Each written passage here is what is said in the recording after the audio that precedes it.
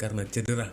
Jika ia berhasil pulih dalam waktu dekat, maka masuk akal untuk memasangkannya bersama Pereira. Tetapi bukan dari kedua petarung ini yang menjadi tungguan dari Pereira, melainkan satu petarung dari Dagestan yang sudah lama berada di divisinya, Magomed Ankalaev. Oh yeah, baby. You don't have to survive, don't you? Let's get it on! I'm ready today, tomorrow. Once I step in there, My journey in the UFC is so quick. I ain't intimidated by nobody.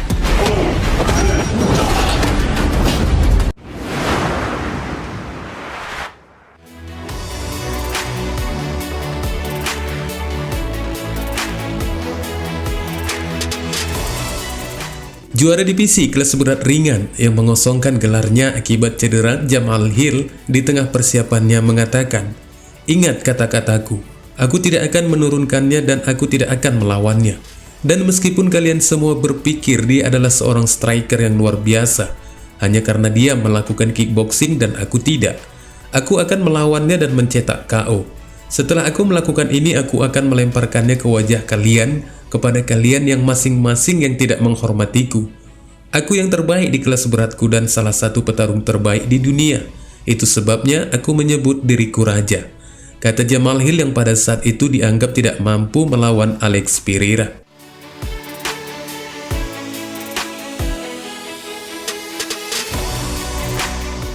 Dan bagi Pereira, setelah mendengar ungkapan dari Hill ini, juara asal Brasil itu pun langsung memberikan reaksinya dengan membalas, "Aku pikir melihat sejarahku dalam kickboxing, dia cukup arogan untuk mengatakan bahwa dia akan melawanku secara stand up dan mencetak KO.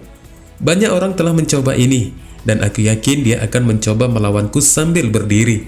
Tetapi ketika dia melihat itu tidak berhasil, dia akan mencoba untuk memindahkanku. Jamal adalah lawan yang tepat bagiku, dan aku pikir dia melebih-lebihkan kekuatannya dengan membuat pernyataan seperti itu," balas sang juara menanggapi ocehan dari Jamal Hill.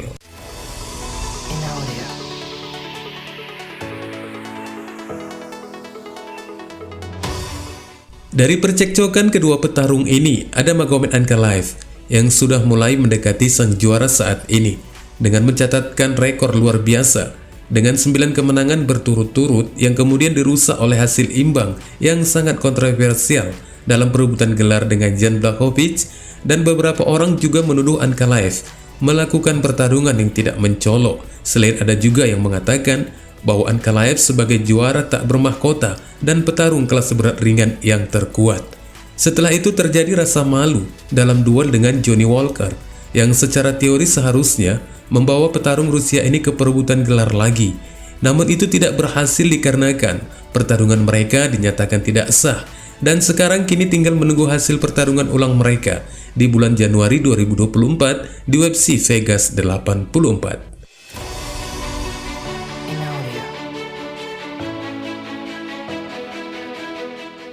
Ankalaev terjebak, tetapi sangat naif untuk berpikir bahwa dia menjadi lebih buruk sebagai seorang petarung dan masih menjadi lawan paling berbahaya bagi semua petarung di divisi tersebut termasuk Pereira. Alex mengetahui hal ini dengan sangat baik, dan yang patut dipuji dari Poatan bahwa dia tidak berniat menghindari tantangan ini sama sekali.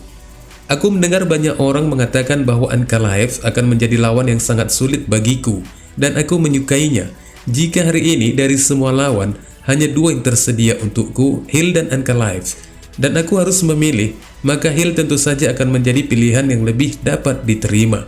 Aku selalu berpikir tentang kemenangan. Tentu saja, tidak ada jaminan bahwa aku akan menang.